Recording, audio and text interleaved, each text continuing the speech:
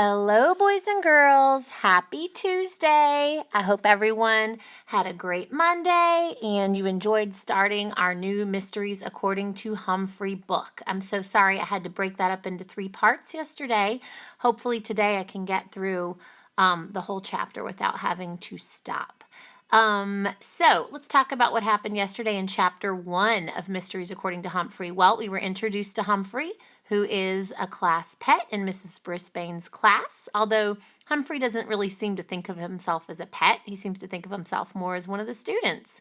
We learned that he enjoys mysteries and he is really enjoying hearing the story of Sherlock Holmes that Mrs. Brisbane is reading to the class.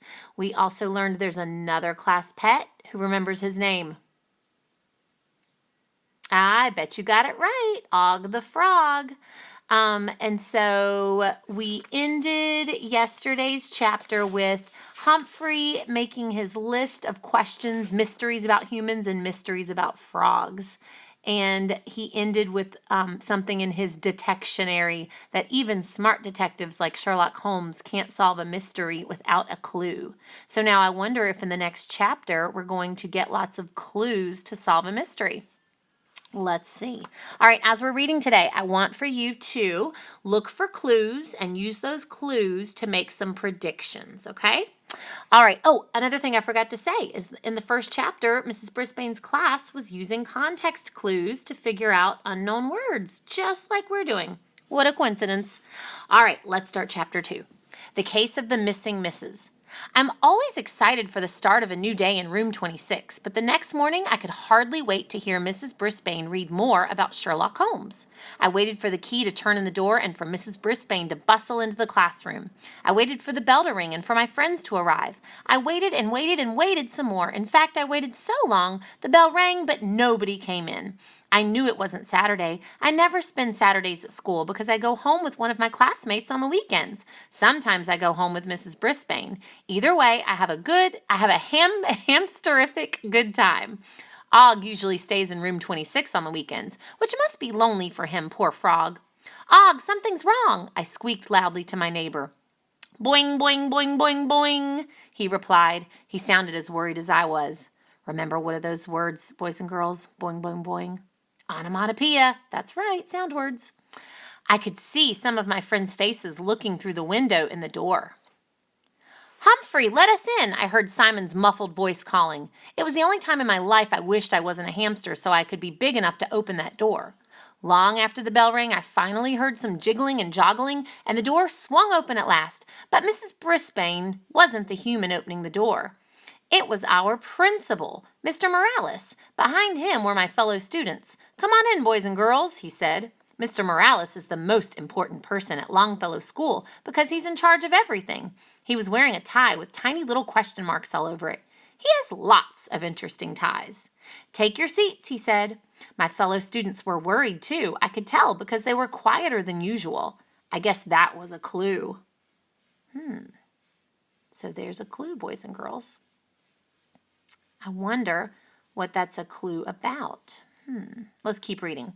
It looks as if Mrs. Brisbane is going to be late, he said. We're trying to reach her now. Mrs. Brisbane is never, never, never late. This was a very pie-whacking morning. All right, let's stop for a moment, boys and girls. Remember the word pie-whacking was their example yesterday for an unknown word. Who remembers what it meant? You're right. It means confusing. This was a very confusing morning. All right, back to the book. I'll take attendance, Mr. Morales said. Holly jumped up and offered to help. Thank you, he said to her, but I think I can handle it. Then he called out names and each student answered present in return. Everyone was present except Mrs. Brisbane. Mr. Morales looked uneasy. So what do you usually do first thing in the morning? Helpful Holly raised her hand. We had homework last night, she said. I can collect it. Thank you, Mr. Morales said. Holly went up and down the aisles collecting the homework. How I wished I could get a look at those 5 mystery words.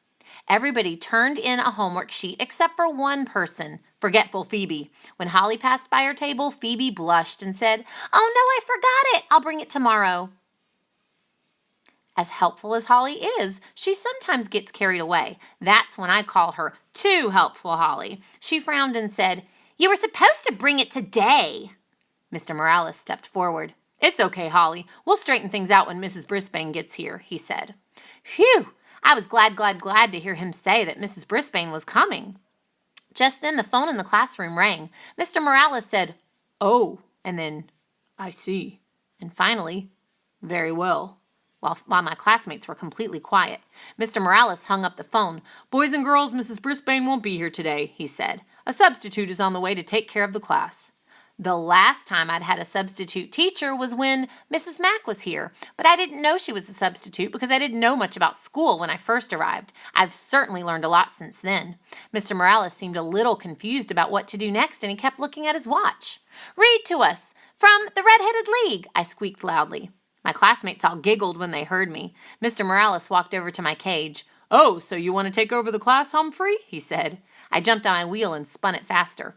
"Maybe Humphrey thinks we should do some exercise," Mr. Morales said. That made my classmates giggle even more. Rosie made her wheelchair spin in a circle. "I love to spin too," she said, and everybody laughed. Just then the door to the classroom opened and a young man rushed into the room. The first thing I noticed about him was his red hair. I think Sherlock Holmes would have noticed that too. I also saw that he was wearing round glasses, and on his shirt was a big button with writing on it that said, "Give peas a chance." I love any veggies, including peas, so this human and I definitely had something in common. He had a big cloth bag slung over his shoulder, sort of like Santa Claus. It was lumpy and bumpy and way too big for a lunch bag. Mr. Morales stepped forward and shook his hand. "Welcome, I'm the principal," he said. "Mr. Morales." "Hi," the young man said. "Ed Edinopoulos." The principal turned to the class and said, "Here's your substitute for today. I expect you to give him your full attention." Mr. Morales left and Mr. Edinopoulos gave us a friendly smile. "Hi, kids," he said. "I know Edinopoulos is a mouthful, so you can call me Mr. E." There were a few giggles and Slow Down Simon repeated the name out loud the way I'd heard it. Mystery! Oh, get it, boys and girls? Mr. E? Mystery? Haha. Mr. E smiled and nodded. "Mystery, that's a good one. Hey, you know my name, but I don't know yours. I'm going to come up and down the aisles and you tell me who you are." He walked around the students' tables one by one asking, "What's your name?" He high-fived each student and said something like, "Cool shirt," or "Glad to know you," or "Awesome." "My name is Holly and I collected the homework this morning," Too Helpful Holly said when Mr. E got to her. "It was our mystery word sheet. I put it on the teacher's desk. Only one didn't get turned in." Thanks," Mr. E said.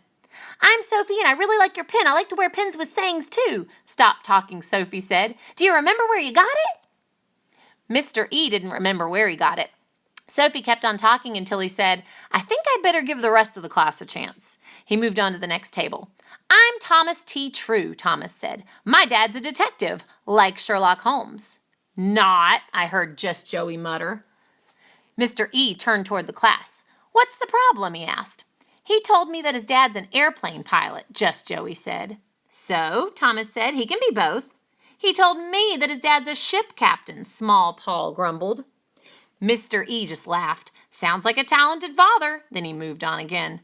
When he got to my side of the room, he finally noticed Og and me. "Whoa," he said, "these are some funny-looking students." I heard some giggles, but I wasn't laughing. I can see how you might call Og funny-looking, but not a handsome golden hamster like me. Mr. E leaned in and looked right at me. "What's its name?" "Humphrey," I squeaked loudly, "and I'm not an it." "Whoa," he said again. "I think he's talking." "What is he, a rat?" It was clear that this teacher didn't do his homework when it came to animals. Imagine mistaking me for a rat.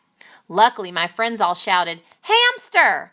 "His name is Humphrey," Holly added. Mr. E said, "Cool." Then he turned to Og. "I know, this is a frog, right? What's its name?" he asked. "Boing, boing, boing," Og twanged loudly. He probably didn't like being called an it either. "His name is Og," Rolling Rosie explained. "Og the frog," Mr. E said. "I like it." He was quiet for a few seconds as he looked around the room. "You know, I was still sleeping when I got the call to come over here, so I don't know what your teacher's plans were today," he said.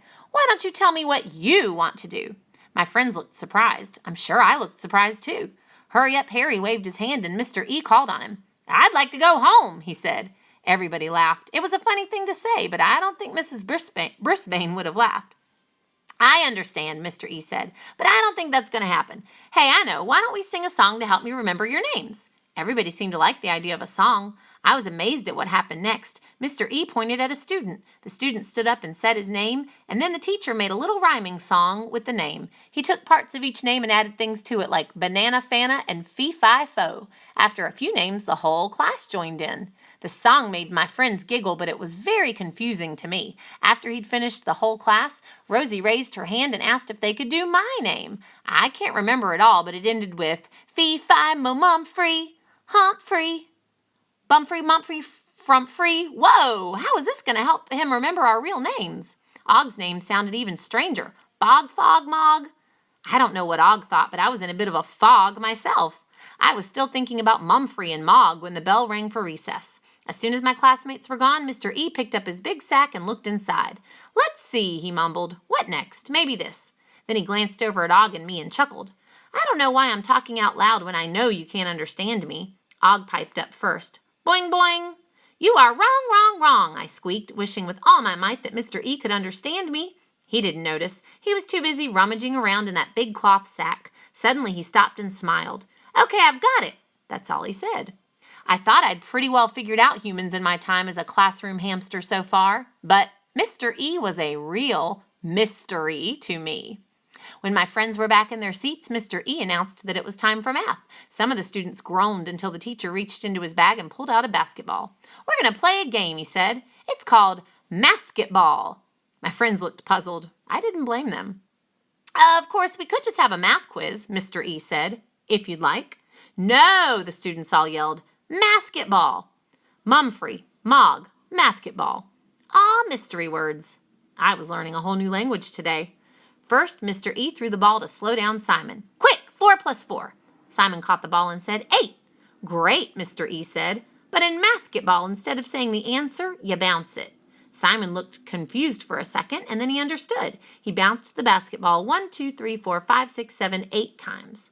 That's it, Mr. E told him. Now throw it back. The teacher caught the ball and threw it to Be Careful Kelsey. 10 minus 5, he said. Kelsey bounced the ball 1, 2, 3, 4, 5 times. Great, Mr. E said. Now throw it back. Kelsey dropped the ball and it bounced across the floor. Careful, Mr. E said as he scooped it up. Just Joey caught the ball next, and when Mr. E said 12 plus 3, Joey bounced it 1, 2, 3, 4, 5, 6, 7, 8, 9, 10, 11, 12, 13, 14, 15 times. I know because I counted. Then the ball went to Paul G. 6 plus 5, Mr. E said. Tall Paul bounced it 1, 2, 3, 4, 5, 6, 7, 8, 9, 10 times. Then he stopped. One more time, I squeaked. I guess he didn't hear me. Mr. E gave him another chance, which was nice, and Tall Paul got the problem right. As the game went on, the pace went faster and faster. As it got more exciting, it also got louder and louder. And then the door to room 26 swung open. Standing in the doorway was Mrs. Wright. Mr. E looked pretty surprised when he saw her. Maybe he noticed her whistle. I certainly did. Hello, he said. It was more a question than a greeting. You're the substitute for Mrs. Brisbane? She asked. Yep, I'm Mr. E, the substitute said. Mrs. Wright looked puzzled. Mr. E? She asked. That's your name? Mr. E laughed. My name is Edinopoulos, but Mr. E is fine with me. Mrs. Wright frowned. I guess Mr. E wasn't fine with her. And you are? Mr. E asked. Mrs. Wright, the PE teacher answered. To my great, great, great surprise, Mr. E laughed. Mrs. Wright, I guess you're never wrong. Some of my classmates giggled, but Mrs. Wright wasn't the giggling type. She stepped into the classroom and looked around. Is that basketball the property of Longfellow School? She asked. The substitute shook his head. Nope, I brought it from home. That didn't seem to please Mrs. Wright at all. You're probably not aware that basketballs are only allowed outside on the playground. No ball playing in the classroom, she said. And only official Longfellow school equipment is allowed. Really? Mr. E seemed surprised. Really, Mrs. Wright said. I'm the chairperson of the Committee for School Property. There are safety issues with having a ball in the classroom. And by the way, the noise level in this classroom is unacceptable. I could hear you all the way down the hall. We were doing math, Mr. E said. Right, class? My friends all nodded. Mrs. Wright fingered the whistle and I braced myself for an unsqueakably loud noise. Luckily, none came. That's funny, she said. I thought you were playing basketball. Mr. E smiled and looked at my classmates. What were we playing? Mathgetball, my friends all answered. Mrs. Wright frowned even more, if that's possible. Perhaps you can do math more quietly in the future, she said. Of course, I'm sure Mrs. Brisbane will be back tomorrow.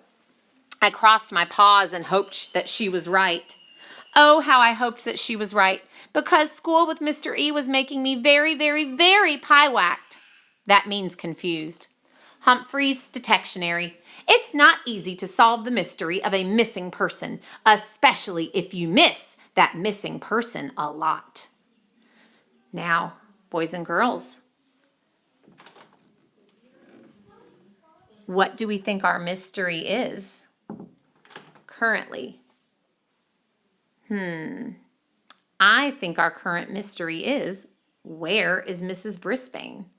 She must be the missing person that Humphrey's talking about in his detectionary.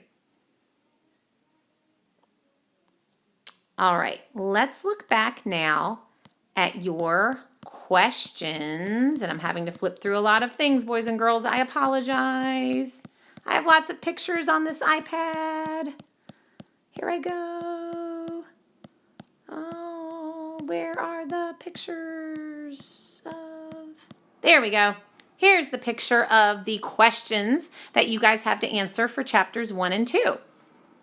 So, yesterday you were able to answer number 1, I believe, and number 2. Today, let's see if you can answer number 3. How does a normal day in Mrs. Brisbane's class begin? What was different about that day? Number 4, describe the substitute who would be teaching for the day in Mrs. Brisbane's place. And number 5, describe the math game that Mr. E had the class do. Who did they get in trouble with and why? All right, answer these on your own. Remember, you don't need to send me a picture. Just hold on to this until we're together again. And think about if you can come up with any more predictions for what's going to happen next in our mysteries according to Humphrey. Maybe some predictions about where Mrs. Brisbane might be, or predictions about other things that might happen in their class. Now, our next chapter is called The Case of the Mystifying Mr. E. Let's think about what that chapter might be about. All right, boys and girls, we'll see you back here tomorrow for chapter 3. Have a great rest of your day. Bye.